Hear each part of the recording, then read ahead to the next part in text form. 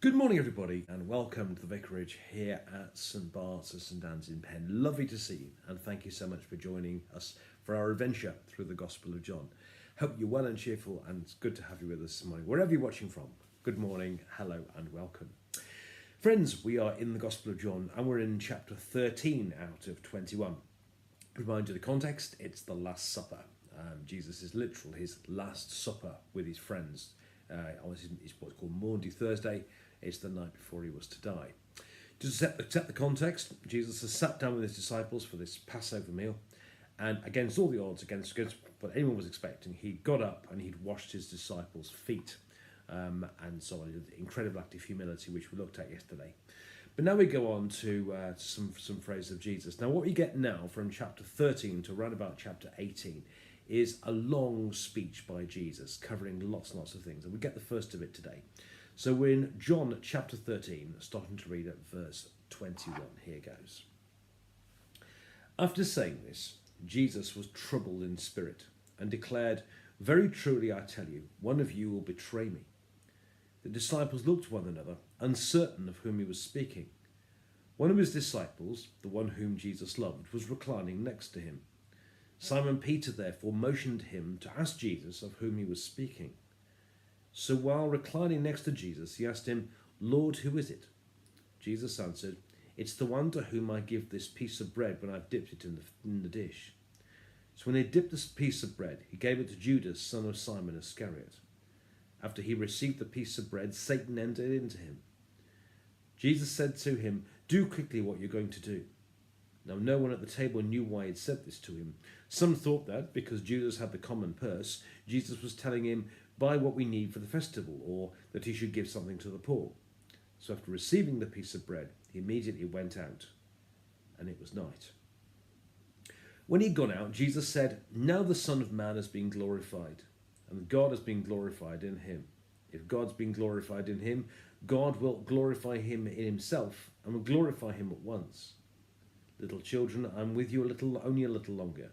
You will look for me, and as I've said to the Jews, so now I say to you, where I'm going, you cannot come. I give you a new commandment, that you love one another. Just as I've loved you, you also should love one another. By this, everyone will know that you are my disciples, if you have love for one another." Simon Peter said to him, "Lord, where are you going?" Jesus answered, "Where I'm going, you cannot follow." Peter said to him, "Lord, why can I not follow you now? I will lay down my life for you." Jesus answered, "Will you lay down your life for me? Very truly I tell you, before the cock crows, you have denied me 3 times. This is the word of the Lord. Thanks be to God. Well, 5 things briefly from this reading. I think the first section really, you have to kind of, again, as I always say, feed it with your heart. Feel the drama that's going. It's absolutely stacked with it. Jesus says, "The one of you is going to betray me," and of course they're all going, "Who could this be?" And Peter almost kind of daren't ask him himself, so he gets the disciple sit next to him to ask him, and then and Jesus points him out by dipping the bread in the dish and giving it to him, because only the disciple that asked knows who this is. And of course they don't know what's going on, and Judas disappears into the night. And it says this is the point where Satan entered into him. This is kind of the moment when the die was cast, if you like. There was no way back from this. Interesting enough, in John chapter 6, Jesus mentioned then that someone was going to betray him, and it had troubled him all this time. But now, as I say, the die was cast, and Judas leaves, and then it says rather poignantly, and it was night. So this absolutely ram full of drama. So again, like as with yesterday, just have a look at the reading sometime and feel what's going on. But the betrayal thing is very important. Jesus' death for us, Jesus' passion, we think of the pain of Jesus and so on.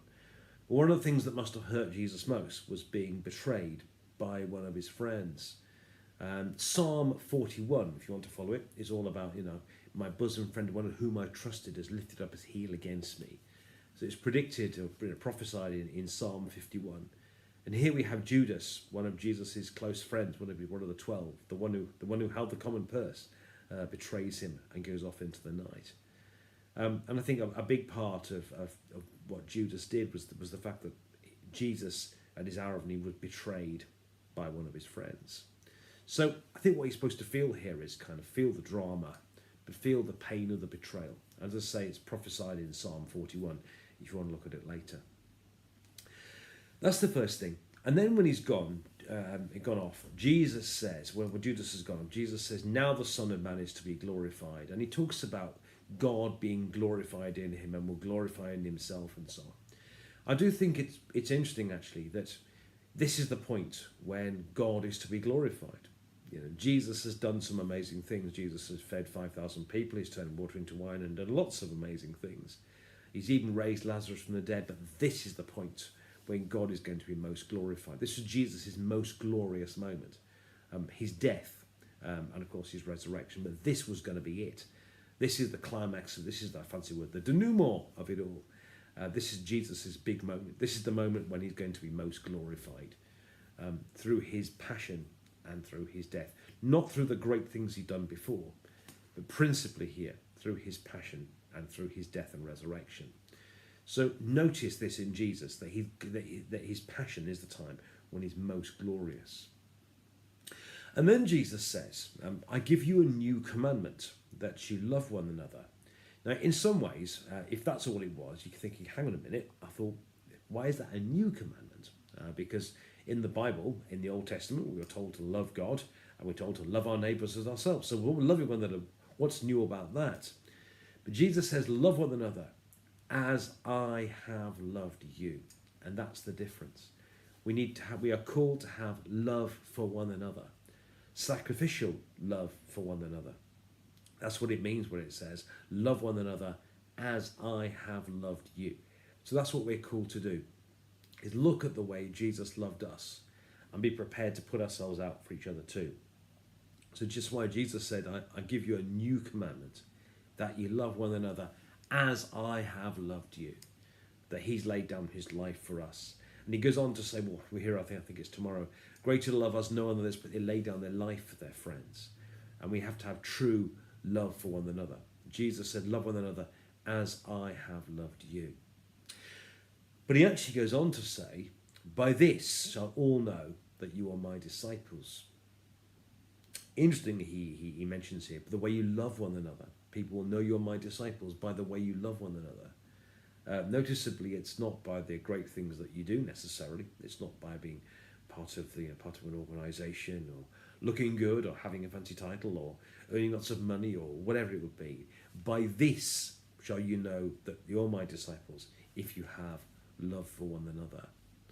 And St. Paul puts it in 1 Corinthians 13 that I can prophesy all things, I can do all things, but if I have no love, I have nothing. I can lay down my life, my offer, but actually if I have no love, it's worthless.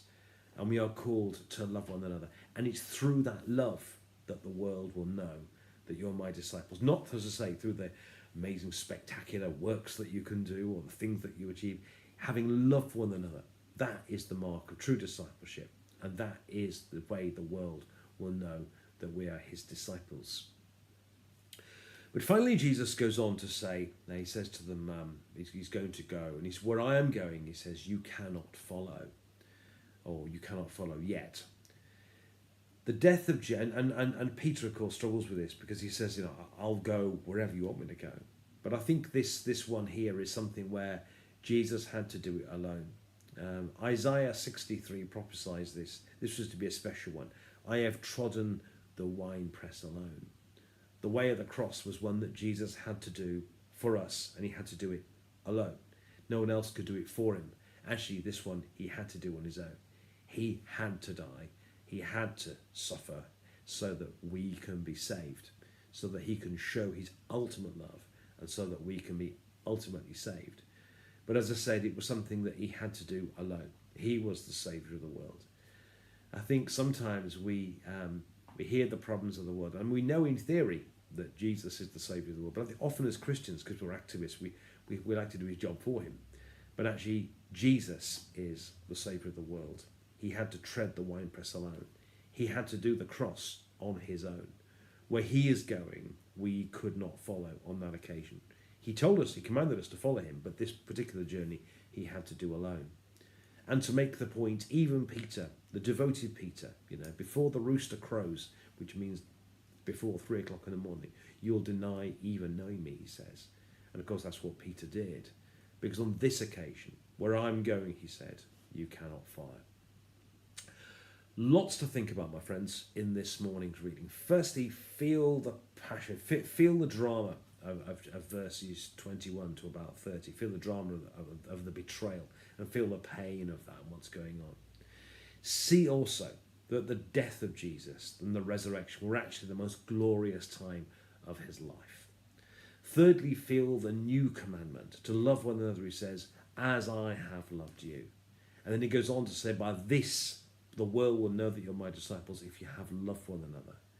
But finally then see that the way of the cross, this time, he had to do alone. That's what he meant when he said, where I'm going, you cannot follow. That's what Isaiah meant when he said, you trodden the winepress alone. It's something he had to do for you and for me. And however much we may want to save the world sometimes, let's remember that Jesus is the Saviour of the world. Have a lovely day, my friends. God bless you.